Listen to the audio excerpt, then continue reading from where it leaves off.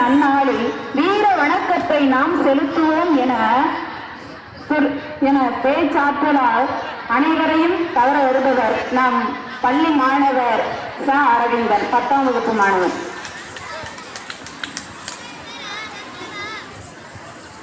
தித்திக்கும் தேன் தமிழ் திக்கட்டும் பரவட்டும் முத்தமிழ் தாய்க்கு எனது முதற்கண் வணக்கங்கள்.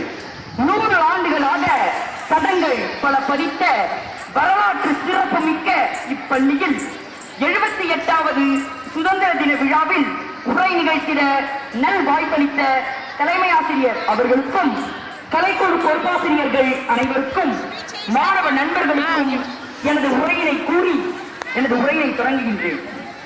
துயரின்றி நாம் வாழ துன்பம் பல கண்டவர்களுக்கும் ஒய்யாரமாக நாம் வாழ உயிர் விட்ட சிங்கங்களுக்கும் மானத்தோடு நாம் வாழ செக்கிடித்த செம்மல்களுக்கும் சுதந்திரமாக நாம் வாழ சண்டையிட்ட மறவர்களுக்கும் இந்த சுதந்திர தின நன்னாளில் வீர வணக்கத்தை நாம் செலுத்துவோம். நம் நாட்டின் சுதந்திரம் பல லட்சக்கணக்கான நமது முன்னோர்களின் போராட்டத்தால் கிடைத்தது.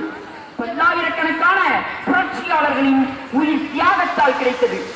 பல்வேறு தலைவர்களின் அர்ப்பணிப்பால் கிடைத்த இந்த வெற்றிதான் நாம் சுவாசிக்கும் இந்த சுதந்திரம். 300 ஆண்டுகளுக்கும் மேலாக நாம் நம் தாய்மண்ணிலேயே அடிமைகளாக கிடந்தோம்.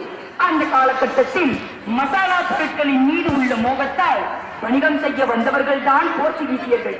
அதன் பிறகு டச்சுக்காரர்கள், பிரெஞ்சுக்காரர்கள், கடைசியாக ஆங்கிலேயர்கள் என அனைவரும் நம் தாய்மண்ணை கொஞ்சம் கொஞ்சமாக சுரண்ட ஆரம்பித்தார்கள். ஆரம்பத்தில் நம் முன்னோர்களுக்கு இது தெரியவில்லை, புரியவில்லை.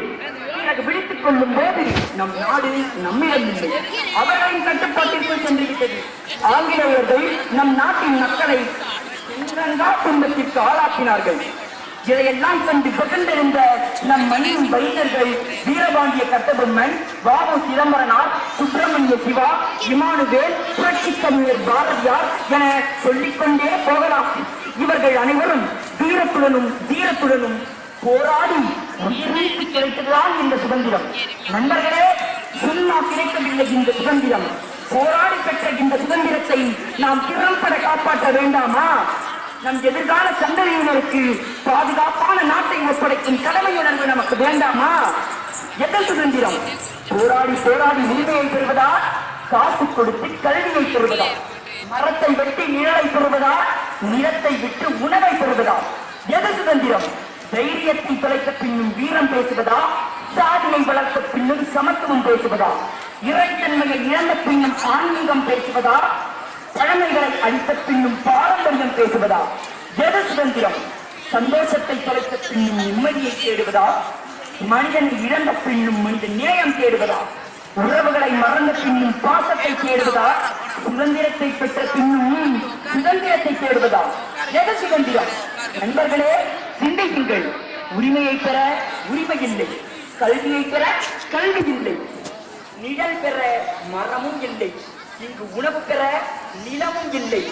வீரம் பேச நமக்கு தைரியம் இல்லை, சமத்துவம் பேச நமக்கு தகுதி இல்லை, ஆன்மீகம் பேச நமக்கு இறைத்தன்மை இல்லை. நன்றி, வணக்கம். சும்மா